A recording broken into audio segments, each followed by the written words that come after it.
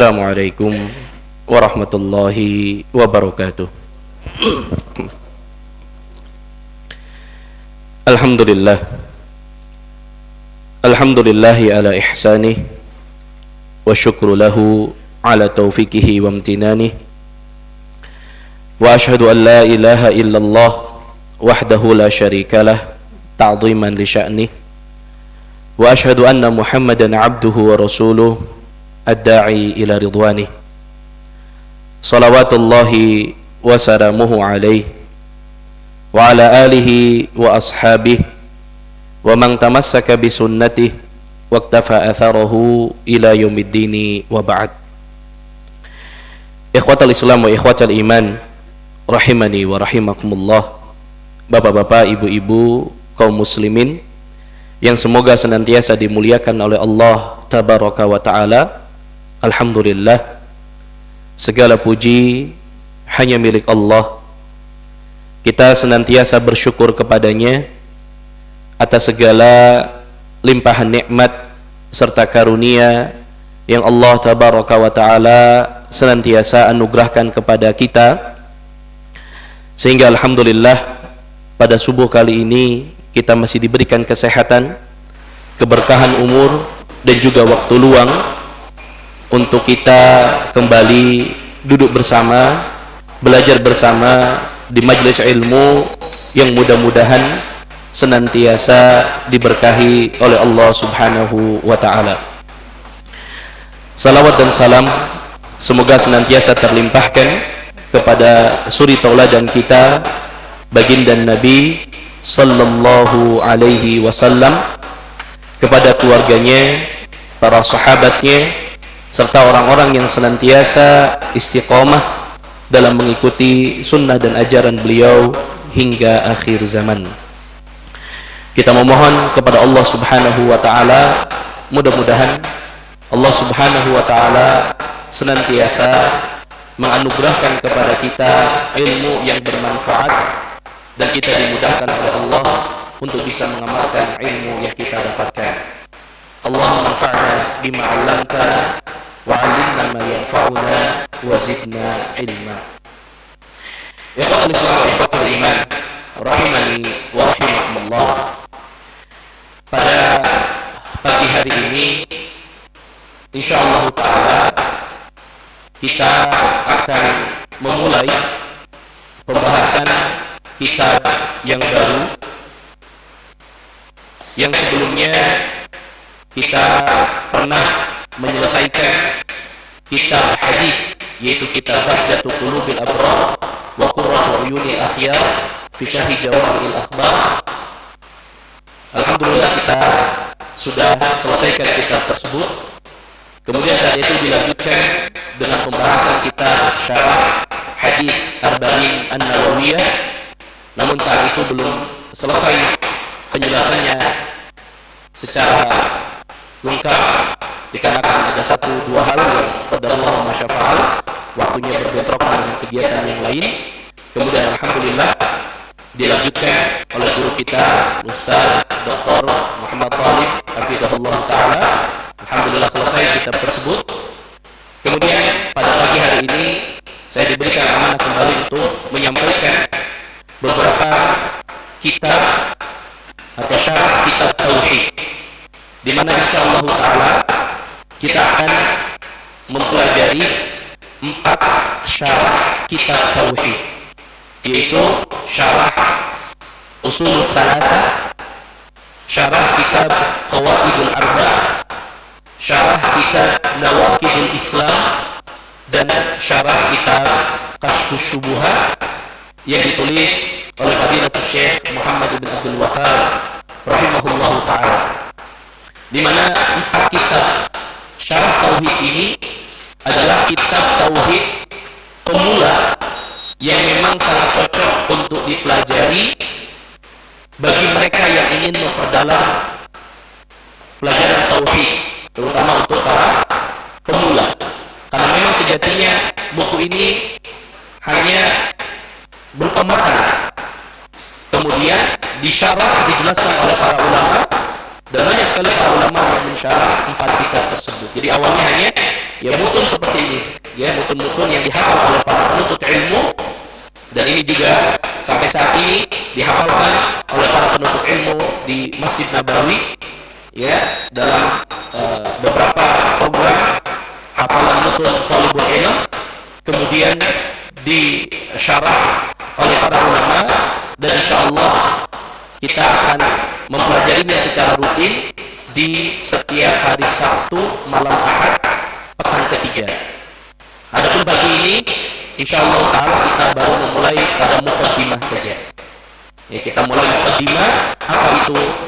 Ya, kitab usul thalatha, siapa penulisnya, buku apa yang akan kita gunakan, apa kelebihan daripada kitab usul thalatha.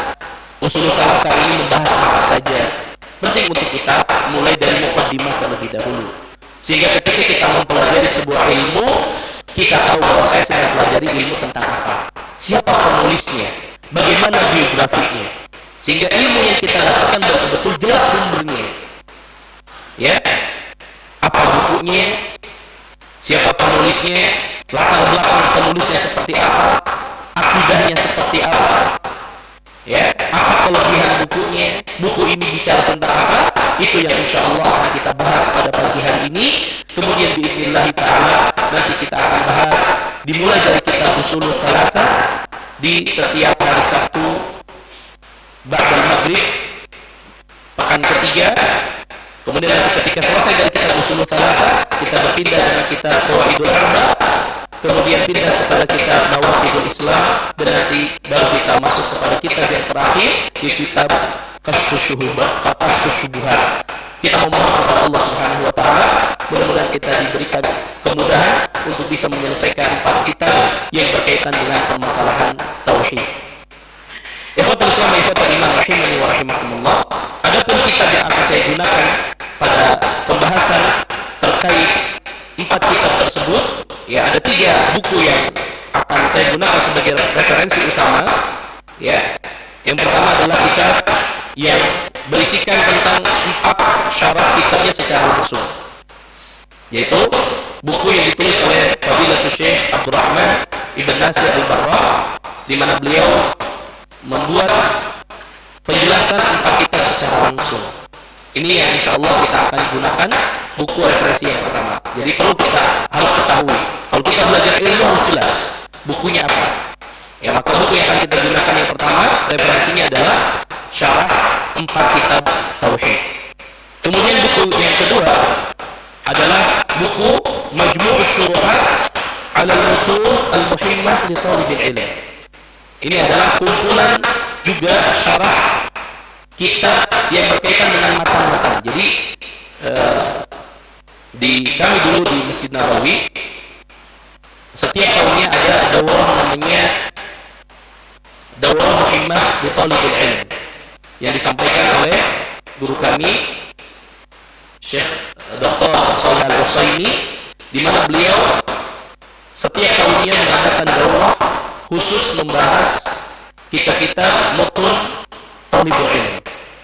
Nah, kemudian ada yang mensyarah menjelaskan buku tersebut, dan insya Allah kita ambil dari buku ini karena juga kelebihannya adalah bahwa kitab ini lebih sistematis, ringkas, dan insya Allah bermanfaat untuk kita. Dan saya berusaha untuk menyampaikan dengan penyampaian yang akan kita sesuaikan. Tentu akan berbeda ketika kami mengajar kitab usul thalatha kepada para santri, ya, dan juga dalam majelis ilmu seperti ini.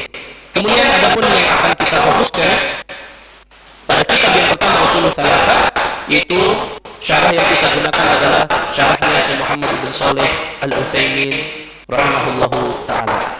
Sehingga insya Allah mudah-mudahan dengan 3 kitab referensi ini kami kumpulkan, kita akan jauh lebih mendapatkan banyak faidah ilmu insya Allah ta'ala. Bapak-bapak sekalian dan ibu-ibu sekalian kaum muslimin yang semoga dimuliakan oleh Allah, kita mulai dari biografi siapa Syekh Muhammad bin Abdul Wahhab. Karena kita sedang akan mempelajari 4 kitab tauhid yang beliau tulis, maka kita harus tahu siapa beliau. Ya, Syekh Muhammad bin Abdul Wahhab rahimahullahu ta'ala, beliau bernama Muhammad bin Abdul Wahhab ibn Sulaiman ibn Ali ibn Muhammad ibn Ahmad ibn Rashid, dan beliau berasal dari kabilah Bani Tamim. Makanya beliau di belakangnya itu ya At-Taimi, karena beliau berasal dari kabilah Bani Tamim. Beliau rahimahullah ta'ala dilahirkan di sebuah kota bernama Uyainah. Uyainah itu dahulu masuk ke daerah Najd. Kalau sekarang kita lebih mengenalnya dengan kota Riyadh. Jadi beliau lahir di sebuah kota bernama Uyainah yang saat ini berada di provinsi Riyadh. Dan kita tahu Riyadh merupakan salah satu ibu kota kerajaan Arab Saudi. Nah, beliau rahimahullah ta'ala lahir pada tahun 1115 Hijriyah di sebuah rumah yang penuh dengan ilmu. Kenapa kita katakan beliau lahir di sebuah rumah yang penuh dengan ilmu? Karena memang mulai dari ayah beliau sampai kakek beliau itu adalah seorang ulama besar yang beliau belajar langsung di bawah bimbingan ayah dan kakeknya. Jadi dua-duanya, bapaknya dan juga kakeknya adalah ulama besar. Bahkan ayah beliau Abdul Wahhab adalah seorang ulama yang menjabat sebagai seorang qadhi, seorang hakim saat itu di kota Uyainah. Begitu juga kakeknya Sulaiman merupakan ulama di kota Najd saat itu. Jadi memang beliau dari kecil sudah dididik di bawah asuhan ulama. Bapaknya seorang ulama, seorang hakim, juga kakeknya pun seorang ulama. Bahkan paman-paman beliau, baik paman dari ibu juga paman dari ayah, itu rata-rata juga para ulama. Nah, kenapa perlu kita sampaikan hal ini? Sehingga kita bisa yakin bahwa ilmu yang akan kita ambil adalah dari seorang ulama yang jelas kredibilitas keilmuannya, seorang ulama yang memang mumpuni. Kenapa? Karena dari kecil pun lahir dari didikan para ulama di sekitarnya. Bapaknya ulama, kakeknya ulama, bahkan paman-pamannya juga seorang ulama. Sehingga kalau ada orang yang meragukan keilmuan beliau, ya, apa yang harus kita ragukan? Padahal beliau sendiri lahir terdidik dari keluarga yang mayoritasnya para ulama. Bahkan Syekhul Islam Ikhwatul Iman rahimani wa rahimakumullah, yang menarik dari Syekh Muhammad bin Abdul Wahhab rahimahullah ta'ala, beliau sebelum masuk usia balik sudah menyelesaikan hafalan Al-Qur'annya 30 juz. Beliau menyelesaikan hafalan Al-Qur'an di usia 10 tahun. Ya.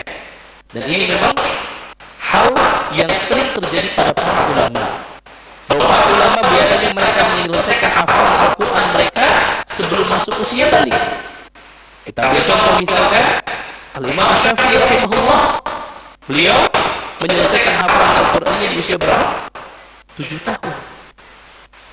Kemudian contoh yang lain misalkan Imam At-Tabari rahimahullah, beliau juga menyelesaikan hafalan Al-Qurannya di usia berapa? 7 tahun. Makanya para ulama memberikan sebuah faedah.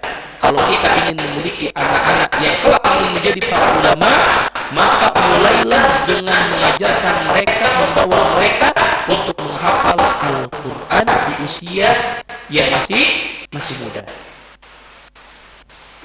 Ini terjadi pada Imam Syafi'i rahimahullah, Imam At-Tabari rahimahullah, dan juga Syekh Muhammad bin Abdul Wahhab. Beliau menyelesaikan hafalan Al-Qurannya belum masuk usia balik. Di saat umur 10 tahun beliau sudah menghafal Al-Quran secara sempurna. Oleh karena ma'asyiral muslimin rahimani wa rahimakumullah, kita lihat bagaimana dahulu ya orang tua Al-Imam Syafi'i rahimahullah sangat bersemangat untuk mengantarkan beliau agar bisa menghafal Al-Quran. Maka ini menjadi pelajaran kepada kita bagi para orang tua. Kalau kita ingin memiliki anak-anak yang hafal Al-Quran, maka di awal usia mereka yang masih dini, ajarkan mereka, berikan motivasi mereka untuk bisa menyelesaikan Al-Quran. Kenapa? Karena kita tahu bahwasanya Al-Quran adalah sumber ilmu. Al-Quran adalah sumber ilmu. Bagaimana mungkin tidak ingin menjadi seorang ulama kalau Quran saja mereka tidak hafal? Bagaimana ingin menjadi seorang ulama, ya, mungkin baca Quran saja tidak bisa? Maka pantaslah mereka dikatakan seorang ulama karena dari kecil saja mereka sudah menghafal Al-Quran, yang itu menjadi sumber ilmu yang akan dia gunakan ketika menyampaikan ilmu, bukan ketika menyampaikan ilmu agama. Dalil yang kita ambil adalah dari Al-Quran dan As-Sunnah. Maka ini diantara kelebihan beliau, bahwasanya beliau itu sudah menghafal Al-Quran selesai 30 juz di usia berapa? 10 tahun. Ya. Dan beliau diantara kelebihannya adalah Allah Subhanahu wa Ta'ala menganugerahkan kepada beliau hafalan yang kuat. Ya, karena ada orang yang Masya Allah Allah berikan anugerah hafalannya kuat, baik itu hafalan Al-Qurannya ataupun hafalan hadis-hadisnya. Dan beliau dari kecil sudah banyak mempelajari ilmu atau memutalaah, baik itu kitab-kitab tafsir ataupun kitab-kitab hadis. Bahkan dijelaskan ya oleh guru beliau, wajada fi talabil ilmi lailan wa nahara. Beliau Syekh Muhammad Ibn Abdul Wahab itu sering didapatkan belajar ya setiap malam, setiap siang, ya, artinya waktu beliau betul-betul disibukkan dengan ilmu agama. Fakana yahfadul mutuna fi syattal funun. Bahkan beliau termasuk ulama yang banyak menghafal matan-matan ilmiah. Dan ini juga kebiasaan para ulama. Jadi mutun itu adalah kumpulan ya ringkasan-ringkasan ilmu mereka hafalkan, dan itu sangat bermanfaat. Dan ini kebiasaan para ulama, dari kecil mereka sudah menghafal matan-matan ilmu, matan kitab tauhid, ya, matan hadis, arba'in misalkan, ya. Ini memang hal yang biasa dilakukan oleh para ulama zaman dahulu, sehingga mereka betul-betul ilmunya itu kokoh, ya, hafal Qurannya bagus, hafal hadisnya bagus, ditambah mereka menghafal mutun-mutun ilmiah. Nah, kita insya Allah ya mengikuti cara mereka, kita bahas mutunnya, kemudian insya Allah akan kita jelaskan pembahasannya. Kemudian beliau juga sangat cinta terhadap ilmu. Perjalanan beliau dalam menuntut ilmu dimulai dari keluarga terdekatnya. Nah, sekali lagi juga para ulama memberikan sebuah faedah bahwa memang ya biasanya para ulama itu belajar dari orang-orang sekitarnya terlebih dahulu. Disinilah para ulama ada satu faedah bahwa kalau kita ingin memiliki anak yang soleh, anak yang kelak kita ingin menjadi mereka para ulama, mereka awalnya belajar kepada kita terlebih dahulu sebagai orang tua. Nah, maka pelajarannya adalah kita orang tua yang harus bekali diri kita dengan ilmu. Karena kita mengharap kita ingin memiliki seorang anak yang kelak menjadi para ulama, tetapi kita sendiri tidak berusaha untuk membekali diri kita dengan ilmu. Maka ini pun memberi motivasi kepada kita untuk kita semangat belajar ilmu. Ya, belajar semangat ilmu. Nah, beliau belajar dari bapaknya sendiri, kemudian lanjut kepada kakeknya, dan belajar kepada ulama di sekitar kota Riyadh terlebih dahulu.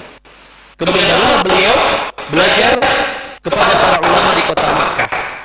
Kemudian belajar kepada para ulama di kota Madinah, dan begitulah kebiasaan para ulama. Mereka senantiasa keluar dari kotanya, keluar dari negaranya untuk menuntut ilmu. Ya, kita alhamdulillah sekarang tempat menuntut ilmu itu banyak.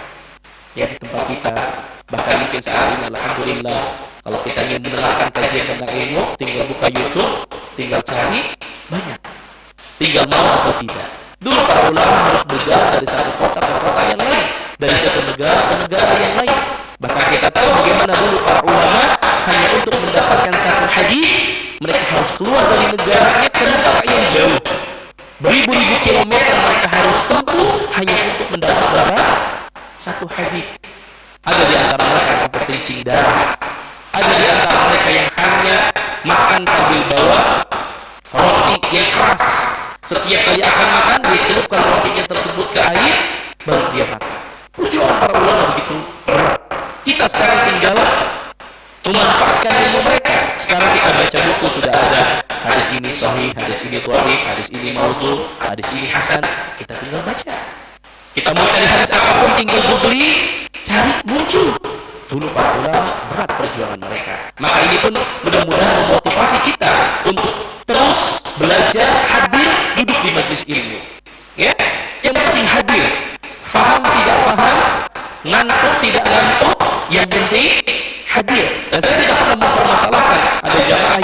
dari awal sampai akhir tidak masalah. Yang penting kita dapat keutamaan menuntut ilmu. Faham nggak paham? Duduk di majelis ilmu. Kenapa? Karena ada banyak keutamaan yang kita dapatkan ketika kita belajar langsung di majelis ilmu. Maka saya selalu memotivasi diri saya dan kita semua, ya setidaknya 1 pekan sekali kita duduk di majelis ilmu. Ya, jangan mencukupkan hanya belajar sendiri melalui artikel yang ada di internet, hanya menonton di YouTube, tapi sempatkan diri kita untuk hadir di majelis ilmu, karena akan beda hasilnya orang yang biasa duduk di majelis ilmu dengan hanya orang yang belajar dari sebuah artikel hanya mendengar di YouTube. Karena ada keberkahan tersendiri ketika kita duduk langsung di majelis ilmu. Dan ini biasa para ulama dahulu. Ini sebuah warisan ilmiah yang turun-temurun dilakukan oleh para penuntut ilmu. Dahulu para sahabat radhiyallahu ta'ala anhum ajma'in duduk langsung di majelisnya siapa? Nabi SAW. Ada yang mereka tidak paham ditanyakan langsung.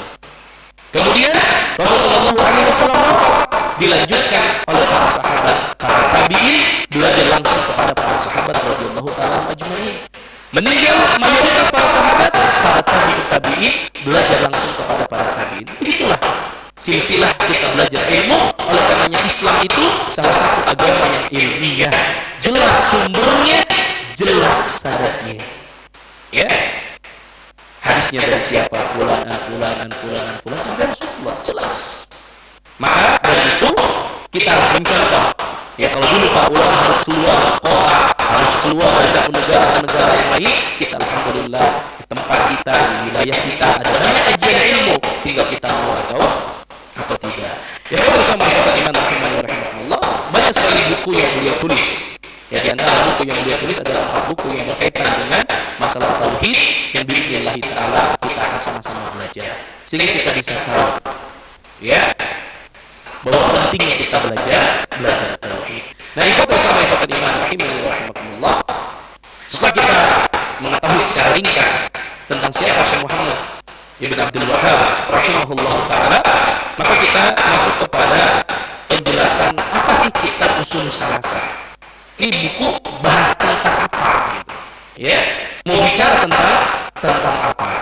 Maka insyaallah taala kita akan mulai ya dari pembahasan limada nadrusu at-tauhid.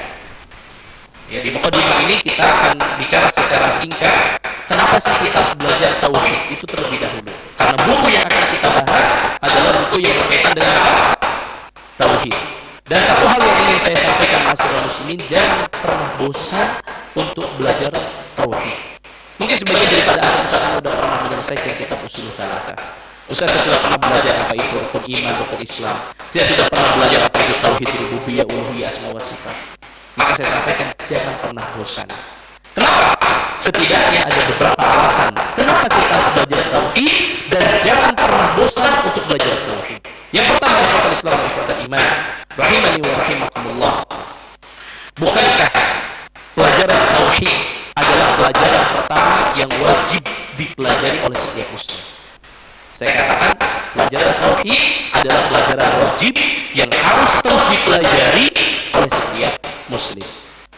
Berdasarkan sabda Nabi SAW ketika Nabi mengutus sahabat yang mulia Mu'adz bin Jabal radhiyallahu ta'ala ke kota Yaman, kata Nabi SAW, innaka sata'ti qauman min ahlil kitab falyakun awwalu ma tad'uhum ilaihi syahadata an la ilaha illallah wa anna Muhammad Rasulullah.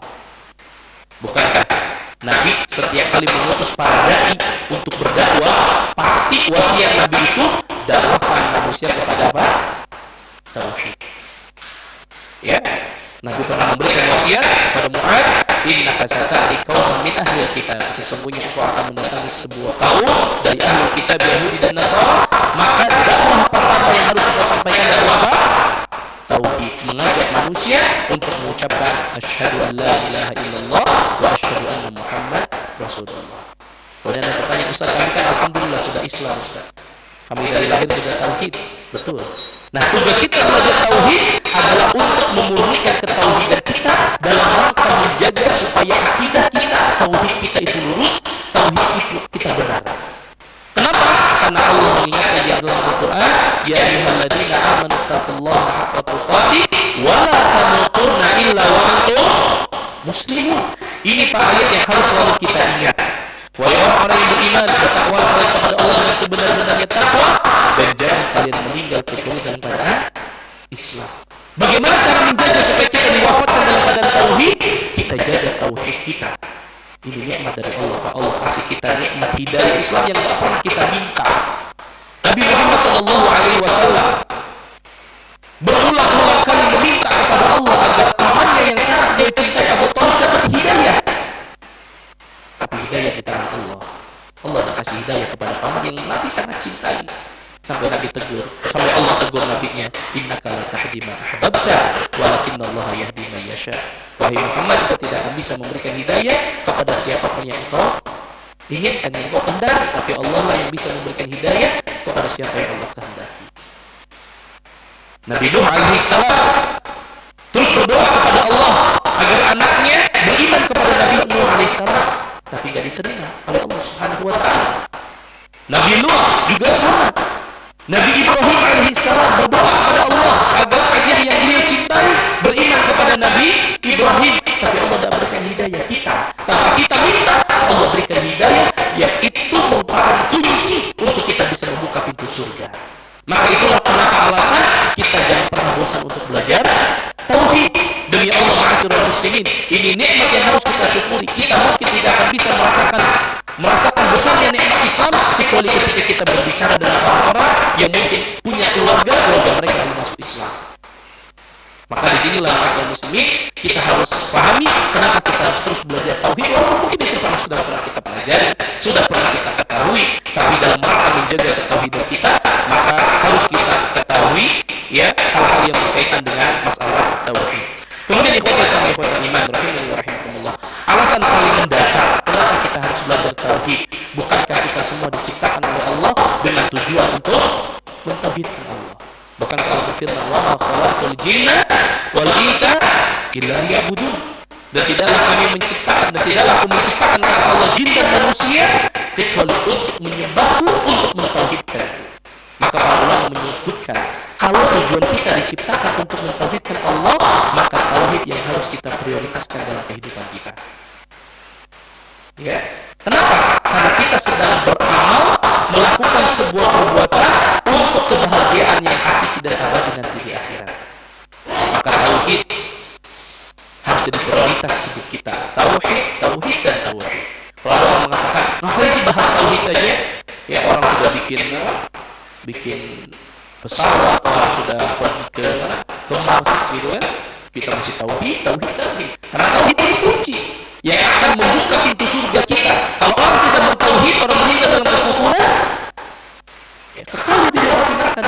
Oleh karenanya, ini alasan berikutnya kenapa kita harus belajar tauhid secara singkat. Kemudian yang ketiga, ya, li'annahu lam yajid illa muwahhid. Karena seseorang tidak akan pernah masuk surga kecuali orang yang mentauhidkan Allah. Kita sebagai seorang muslim yang berakidahkan dengan akidah Ahlussunnah wal Jamaah, kita harus meyakini bahwa selama ada iman di dalam hati kita, selama kita senantiasa mengucapkan dua kalimat syahadat dengan benar, walaupun kita melakukan dosa besar, maka kita akan tetap masuk surga, walaupun mungkin harus mampir dulu di dalam api neraka.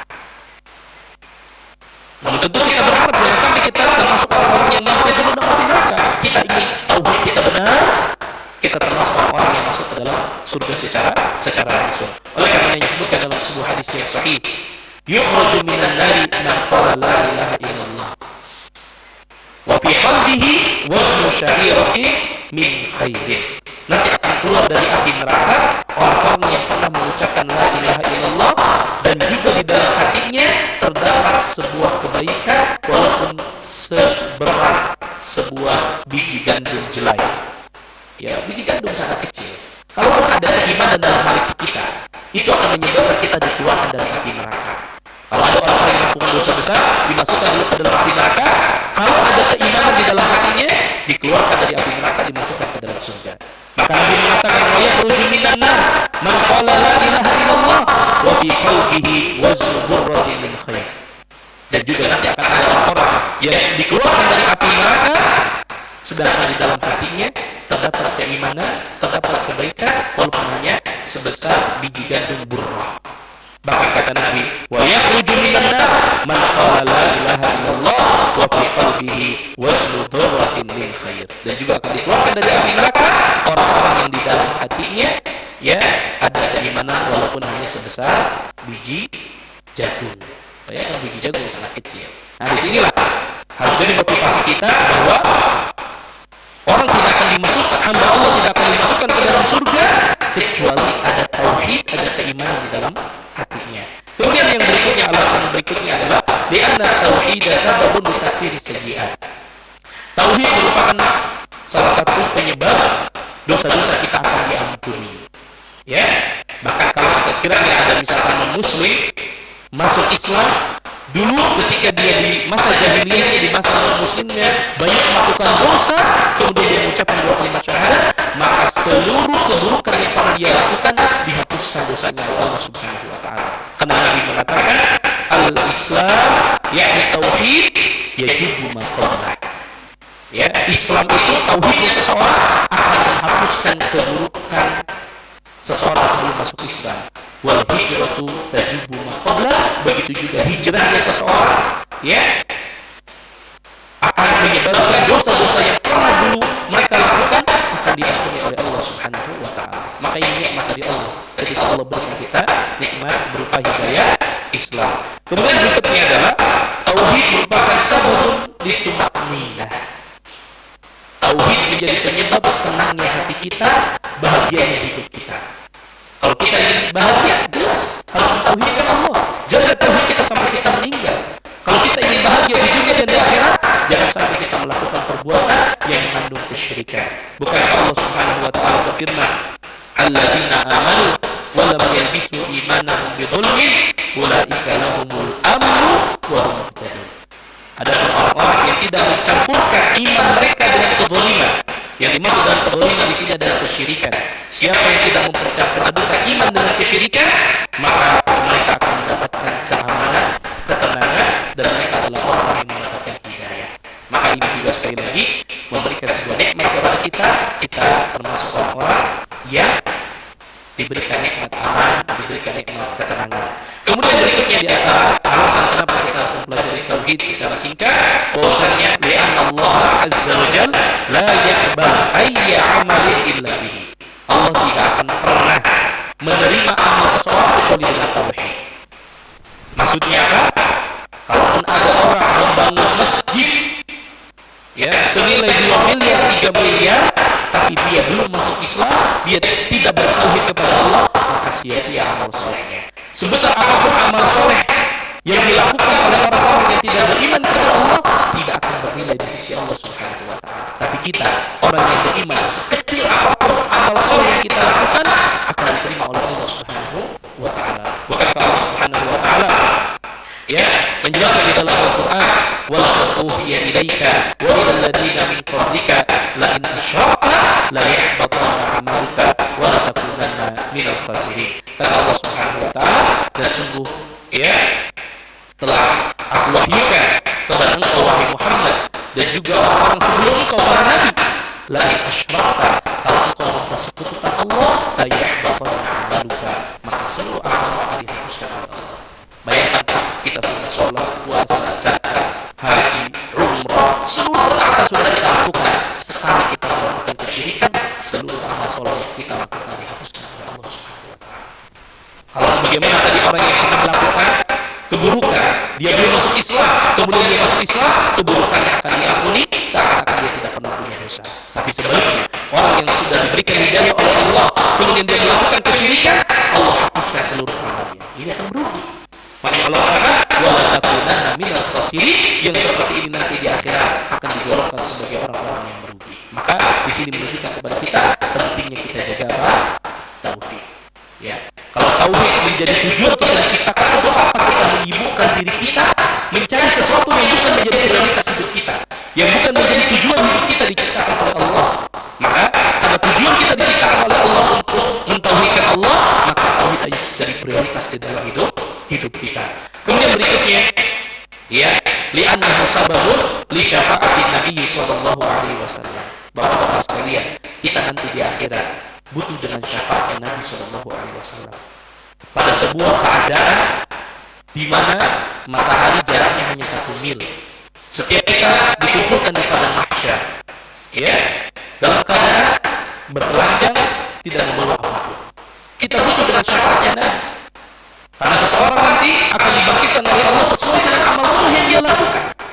Maka siapa yang berhak mendapatkan syafaatnya Nabi? Kata Nabi Shallallahu Alaihi Wasallam, as'adun nas bi syafaati yaumal qiyamah man qala la ilaha illallah khalisan min qalbihi.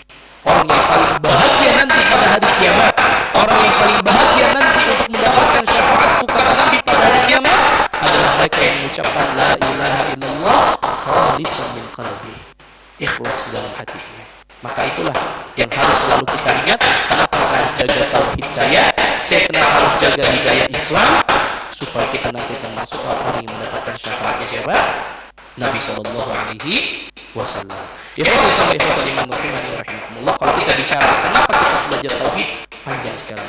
Tapi setidaknya alasan-alasan tadi mudah-mudahan memotivasi kita untuk saya harus semangat belajar tauhid. Supaya apa? Kita jaga tauhid kita. Karena masalah muslimin, jangan pernah kita merasa, Ustaz, saya kan sudah dapat hidayah Islam, saya sudah ngaji, insya Allah lah saya pasti meninggal dalam keadaan tauhid. Siapa yang menjamin, Pak? Berapa banyak orang yang Allah selewengkan dulu dia kenal tauhid, senantiasa menjaga tauhidnya, kemudian diselewengkan menjadi orang-orang yang suka melakukan kesyirikan. Dan kami kenal beberapa orang yang dulu belajar bersama kami, Pak. Saya punya kawan belajar dengan kami, ya, di Masjid Nabawi, sama-sama kita belajar akidah yang benar. Kemudian pulang ke Indonesia, Allah palingkan hatinya, naudzubillah, sekarang banyak melakukan hal-hal yang naudzubillah menjerumus kepada kesyirikan. Gak ada yang jamin, ya, hidayah itu akan tetap di dalam hati kita. Maka ketika kita belajar tauhid, kita niatkan ya Allah, mudah-mudahan ini sebagai hujah nanti di hadapan Engkau ya Allah, bahwasanya saya pernah belajar tauhid, mudah-mudahan saya diwafatkan dalam keadaan apa? Bertauhid kepada Allah Subhanahu wa Ta'ala. Kemudian berikutnya secara singkat, kenapa sih kita memilih buku Ushul Tsalatsa dan juga 3 buku yang lainnya? Setidaknya ada 4 alasan secara singkat. Yang pertama, buku Ushul Tsalatsa itu namanya matan itu ringkas, mudah dan jelas. Oleh karena insya Allah nanti kita akan belajar, saya berusaha untuk menjelaskannya dengan mudah supaya bisa dipahami. Ya. Yang kedua, kelebihan kita Ushul Tsalatsa ini adalah dzikrul masail maqrunatan bid-dalil. Setiap permasalahan ada dalilnya. Setiap permasalahan disebutkan dalilnya, sehingga menjadikan hati kita tenang bahwa sumber kita itu jelas, diambil dalilnya dari Al-Quran dan dari As-Sunnah. Ini kelebihan kita Ushul Tsalatsa. Makanya nanti kita lihat, setiap disebutkan permasalahan, apa dalilnya? Permasalahan, apa dalilnya? Ini kelebihan kita Ushul Tsalatsa. Kemudian, kelebihan kita Ushul Tsalatsa itu dijelaskan secara sistematis. Ini diawali dengan kita harus belajar ilmu, amal, dakwah, sabar. Kemudian nanti dijelaskan permasalahannya. Ada 5 permasalahan di dalam kitab Ushul Tsalatsa, itu dijelaskan secara sistematis. Ya. Kemudian juga di antara kelebihan yang masya Allah yang harus memotivasi kita untuk semangat belajar kitab Ushul Tsalatsa dan juga kitab-kitab yang lainnya, Syekh Muhammad bin Abdul Wahab setiap kali di dalam tulisannya itu pasti mendoakan kita. Nanti makanya di awal-awal pasti banyak doa yang beliau doakan untuk para penuntut ilmu. Ya, ini kebiasaan para ulama mendoakan orang-orang yang belajar. Ini juga nikmat yang nanti insya Allah akan kita sama-sama pelajari. Nah, ma'asyiral muslimin rahimani wa rahimakumullah. Apa itu usul tsalatsa? Usul itu kan pokok, tsalatsa 3, pokok yang 3. Sebetulnya ya ini kita spill dulu dari awal gitu ya. Ini buku membahas apa? Jadi kita Ushul Tsalatsa itu secara singkat Bapak-bapak sekalian membahas 3 perkara tentang pertanyaan yang nanti semua kita akan ditanya oleh Allah di dalam alam kubur kita. Bapak-bapak sekalian, siapapun di antara kita, mau kaya, mau miskin, mau jabatannya tinggi, mau orang yang biasa, ketika meninggal dunia, semuanya akan ditanya dengan 3 pertanyaan. Apa pertanyaannya? Man rabbuka, ma dinuka, man nabiyuka. Apa agamamu? Kemudian, siapa Rabbimu? Apa agamamu? Dan siapa nabimu? Ini 3 pertanyaan yang setiap kita pasti ditanya. Pertanyaannya sudah dibocorkan, jawabannya sudah dibocorkan. Tapi ini berapa? Tidak semua orang bisa menjawab pertanyaan ini. Inilah kenapa kita belajar usul salatah. Usul salatah itu bicara tentang bagaimana supaya kita bisa menjawab ketika ditanya siapa Rabbmu, apa agamamu, dan siapa nabimu. Ini pembahasan usul salatah. Bisa dipahami? Jadi usul salatah itu kita bicara tentang 3 pertanyaan yang setiap kita akan ditanya. Bapak-bapak sekalian, jujur saya miris ketika melihat banyak potongan video yang tersebar ketika apapun alasannya, apakah itu guyon, apakah itu canda atau serius, ketika mereka mengatakan gak usah khawatir kalau nanti munkar nakir datang nanya kepada Tuhan dalam kubur, siapa Tuhanmu, siapa nabimu, dan apa agamamu, bilang saya dari ormas ini, saya dari ormas itu. Baik guyonan. Bahkan ketika tanya nanti gak usah khawatir kalau dia tanya siapa Rabbmu, apa agamamu, siapa nabimu, bilang saja saya muhibbinnya Syekh Fulan, Ustaz Fulan, Kiai Fulan. Subhanallah. Ini bermain-main dengan agama. Gak ada Pak di hadis yang menyebutkan kalau kita ingin selamat ditanya apa agamamu, bilang saya pecintanya Syekh Fulan, saya pecintanya Kiai Fulan, langsung otomatis selamat dari siksa kubur. Gak ada. Nah inilah kita harus bekali diri kita dengan ilmu yang benar. Ketika nanti kita di alam kubur ditanya, kita bisa menjawabnya dengan benar. Nah ini sebetulnya usul salasah itu bicara tentang hal ini. Karena ma'asyiral muslimin rahimani wa rahimakumullah, disebutkan dalam sebuah hadis yang sahih dari Abu Barrah bin Azib radhiyallahu taala. Hadis yang panjang tapi singkatnya adalah bahwasanya ketika seorang mukmin dimasukkan ke dalam alam barzakh, dimasukkan ke dalam lahat, ya, maka faturaddu ruhuhu ila jasadi, dikembalikan rohnya ke dalam jasadnya. Karena kita harus meyakini seorang itu ketika meninggal dunia itu diambil rohnya oleh Allah. Ketika diambil rohnya, jasadnya tidak ada roh. Makanya sunnahnya adalah ketika orang meninggal segera dikuburkan. Ketika sudah dikuburkan, ditinggalkan oleh orang yang mengantarkannya, maka Allah kembalikan lagi roh ke dalam jasadnya. Sehingga kita harus meyakini ketika seorang meninggal dunia belum selesai urusannya. Dia akan hidup di alam barzakh, dia akan mengalami yang namanya fitnah kubur. Apakah mendapatkan nikmat kubur atau adab kubur? Mari kita perhatikan. Kata Nabi SAW, setelah rohnya dikembalikan lagi ke dalam jasadnya, fatihil malaika, maka datanglah seorang malaikat fayaqulun man rabbuka. Kita semua akan ditanya, siapa Rabbmu? Fayaqulun Allah. Ketika orang beriman ditanya, siapa Rabbmu? Dia katakan, Rabb saya adalah Allah. Dia gak ada di hadis dikatakan ketika ditanya siapa Rabbmu, oh saya dari ormas tertentu, saking fanatiknya. Katanya kalau kita bilang saya dari ormas ini, dari ormas itu, sudah selesai. Malaikat akan menyelamatkan dari pada siksa kubur. Subhanallah. Lihat di hadisnya dikatakan ketika ditanya siapa Rabbmu, dia Allah. Fayaquluna ma dinu, apa agamamu? Dia katakan Islam. Fayaquluna ma hadha rajul ladzi kharaja fikum, dan siapa seorang laki-laki yang keluar kepada kalian, maksudnya siapa nabi kalian, yaitu Allah sallallahu alaihi wasallam. Kemudian fayaquluna wa ma yudrik, kenapa kau tahu ini? Dia mengatakan qara'tu kitab Allah, saya baca itu semua di dalam Al-Qur'an. Fa'amantu bihi wa shaddaqtu, aku beriman dan aku benarkan. Lihat. Maka di sini pentingnya kita belajar usul salasah. Nanti kita bahas ketika ditanya siapa Rabbmu, apa agamamu, dan siapa nabimu. Kemudian akhirnya apa? Allah Subhanahu wa taala bentangkan surga untuk dirinya, dan Allah pakaikan pakaian dari surga. Ini dalil yang sangat jelas bahwasanya orang yang beriman yang bisa menjawab 3 pertanyaan ini akan dibentangkan, diperlihatkan pintu surga. Masya Allah Pak, bayangkan Pak, betapa bahagianya kita di alam kubur sudah diperlihatkan. Tuh tempat Anda nanti di akhirat adalah di surga. Allah diperlihatkan bagaimana indahnya surga, sehingga orang beriman mengatakan, ya Allah percepat hari kiamat, percepat hari kiamat. Kenapa? Karena pengen cepat-cepat masuk surga. Bahkan kata Nabi Shallallahu Alaihi Wasallam, wa yumattu lahu fi qabrihi, alam kuburnya diluaskan. Siapa yang tidak ingin Pak?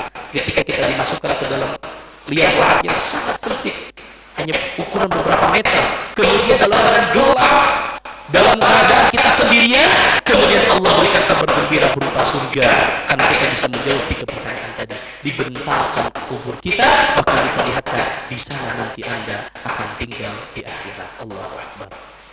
Dan sebaliknya, orang-orang kafir yang tidak beriman kepada Allah akan ditanya 3 pertanyaan yang sama, mereka tidak bisa menjawab sama sekali, maka dibentangkan kepada mereka api neraka, diperlihatkan itulah tempat Anda nanti di neraka. Inilah yang Allah katakan kepada Fir'aun, an-naru yu'raduna 'alaiha ghuduwwan wa 'ashiyyan wa yawma taqumus saa'ah adkhilu ala fir'auna asyaddal 'adzab. Kata Allah, di antara azab yang Allah berikan kepada Fir'aun setiap pagi dan petang, Allah perlihatkan di alam kuburnya api neraka.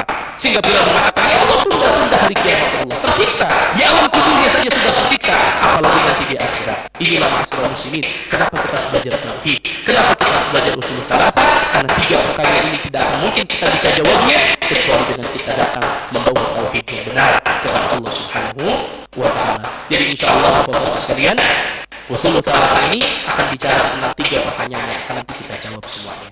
Maka mudah-mudahan dengan kita mengetahui ya pelajaran yang akan kita bahas ini akan memotivasi kita untuk terus semangat belajar terkait dengan tauhid insyaallah taala. Jadi itu Bapak-bapak ya sedikit mukadimah yang akan kita bahas. Yang pertama tadi siapa Syekh Muhammad bin Abdul Wahhab, ya apa itu kitab usul thalatha, apa kelebihannya, kenapa kita harus belajar tauhid, ya. Nanti setelah selesai dari kitab usul thalatha baru kita masuk kepada tentang qawaidul arba'. 4 kaidah yang harus diketahui oleh seorang muslim dan juga nawaqidul Islam. Ini penting. Kita harus tahu apa saja yang membatalkan keislaman kita. Supaya tadi kita betul-betul wafat dalam keadaan tauhid. Jangan sampai ternyata ada pembatal keislaman yang naudzubillah menjadikan tauhid kita menjadi batal. Nah, jadi satu dengan yang lainnya itu saling berkaitan biidznillah taala dan insyaallah taala kita akan sama-sama bahas pembahasan 4 kitab tauhid ini biidznillah taala di setiap hari Sabtu malam Ahad di pekan ketiga. Mudah-mudahan Allah memberikan kesehatan kepada kita, memberikan taufik, inayah dan kemudahan kepada kita untuk kita sama-sama belajar 4 kitab tauhid tersebut sebagai hujah nanti di hadapan Allah. Ya Allah, saya berusaha untuk menjaga tauhid saya dengan belajar ilmu agama yang benar dari sumber yang benar dengan pemahaman yang benar insyaallah taala. Wallahu taala alam. Itu yang bisa saya sampaikan pada kesempatan kali ini di muqaddimah pembahasan terkait kitab usul thalatha. Wallahu ta'ala alam wa sallallahu ala nabiyina Muhammad.